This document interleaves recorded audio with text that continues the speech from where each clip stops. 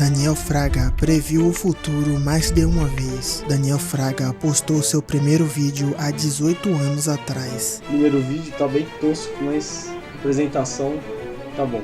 Esse vídeo foi postado em um canal que ele mesmo acabaria abandonando pouco tempo depois, mas ele voltou com um canal novo, onde de início ele começou postando vídeos que mostravam problemas nas ruas de São Paulo, que era administrada na época pelo ex-prefeito Kassab, prefeito esse que o Daniel Fraga também fez vários vídeos criticando. Kassab, se vira, meu, se vira. Com o passar do tempo, as críticas do Daniel Fraga não ficaram somente restritas ao prefeito de São Paulo, ele também passou a criticar o Estado brasileiro como um todo. Foi aí que em seus vídeos ele passou a defender o anarcocapitalismo. Bem-vindo ao anarcocapitalismo. Seus vídeos começaram a ganhar relevância e o Daniel Fraga estava começando a incomodar. E seu primeiro incidente foi com um juiz. Tudo começou quando ele fez um vídeo intitulado Alexandre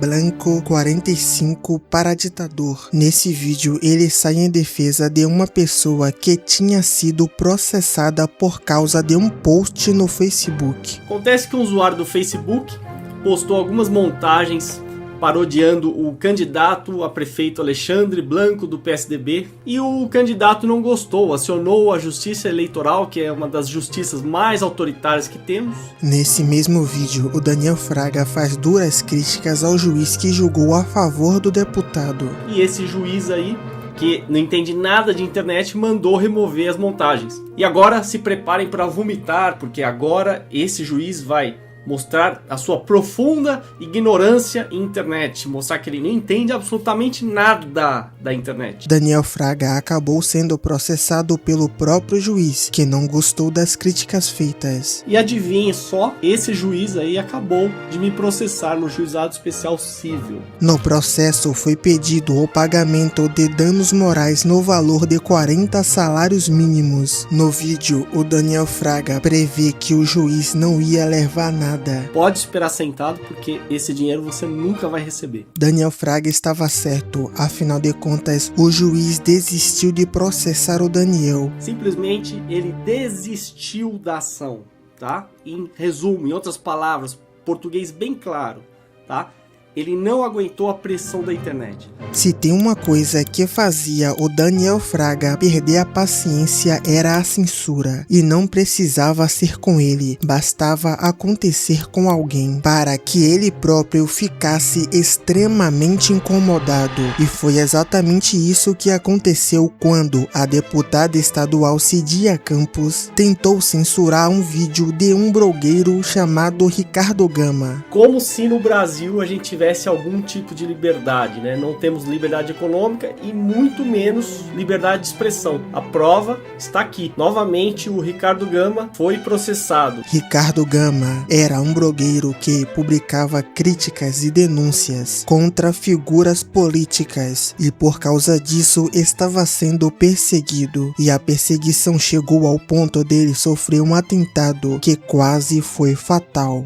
Que alguém se sentiu constrangido, alguém se sentiu tão aquado a ponto de fazer ou mandar alguém fazer alguma coisa contra mim. A preocupação do Daniel Fraga era que a perseguição que estava ocorrendo contra o Ricardo Gama se tornasse algo comum. Ele tinha medo que a censura que o Ricardo Gama estava sofrendo pudesse acontecer com ele ou outras pessoas. Aí você pergunta, por que eu estou preocupado com o Ricardo Gama? Porque se acontece com ele, pode acontecer comigo.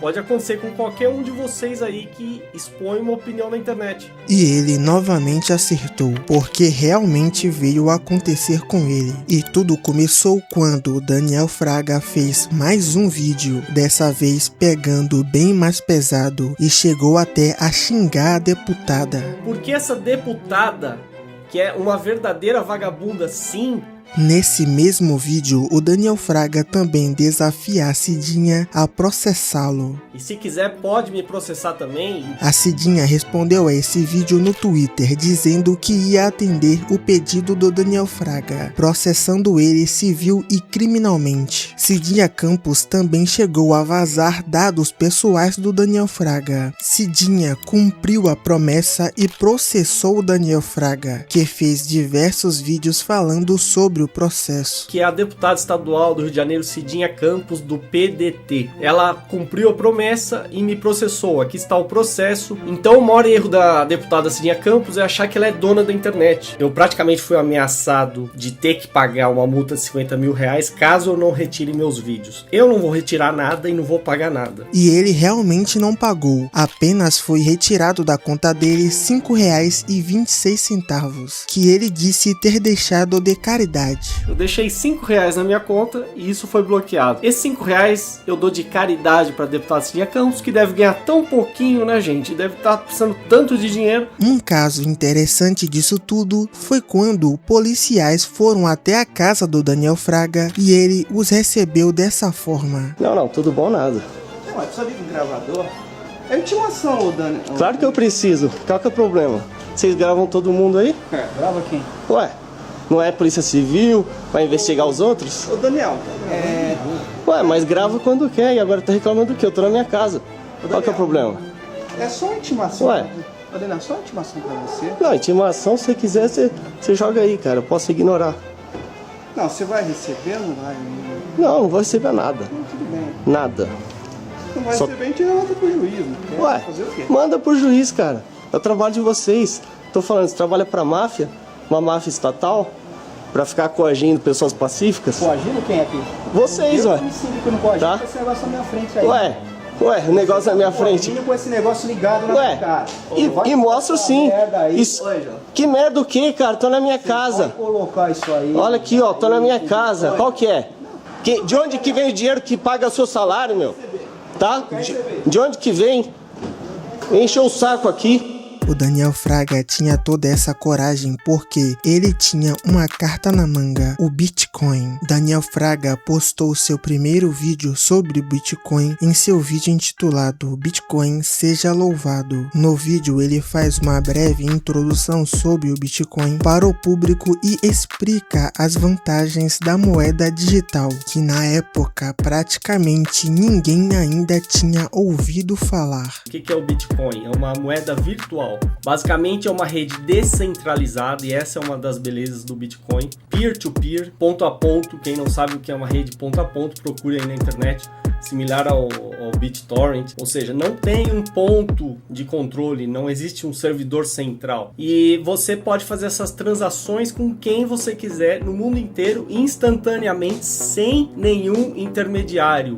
Essa é a verdadeira beleza do Bitcoin. Nessa época o Bitcoin valia somente $13 e mesmo tendo passado apenas 4 meses desde que ele tinha postado o primeiro vídeo, o Bitcoin já tinha saído da casa dos $13 e estava beirando os $100. Daniel Fraga mostrou isso como prova para as pessoas que o criticaram no seu primeiro vídeo sobre o Bitcoin. Para aqueles que tiraram sarro do vídeo que eu fiz em dezembro, elogiando o Bitcoin, defendendo o Bitcoin, quando o Bitcoin valia $13, eu queria ver vocês que me criticaram, que falaram que o Bitcoin era uma piada, falar que é uma piada agora que está valendo $100. No decorrer do vídeo, Daniel fala sobre as vantagens de usar o Bitcoin, ensina como comprar e incentiva as pessoas a usar essa moeda por inúmeros motivos. E Daniel Fraga também prevê com uma extrema convicção que o Bitcoin iria subir muito mais. E daqui a alguns anos vocês podem voltar nesse vídeo e constatar se eu tinha razão ou não tinha. Tá? Podem voltar.